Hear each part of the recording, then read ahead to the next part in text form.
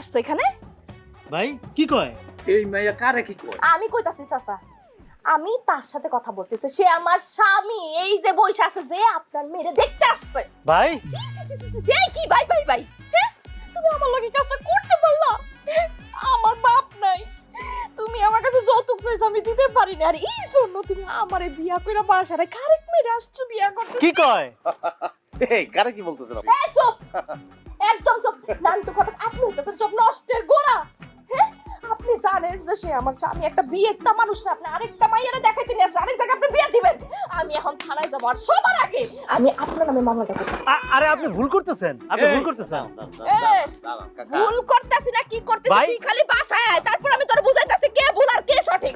আর আপনার আমি দেখতেছি সাসা কইয়া গেলাম, কিন্তু মাইয়াটার জীবনটা নষ্ট করবেন না। আচ্ছা মামলা করো, ভাই, মামলা কি- করো, মামলা। উনার আমার কথা, এই! তার সমস্যা এটা। আমার মায়ের বিয়া দেওয়ার কথা কইছি।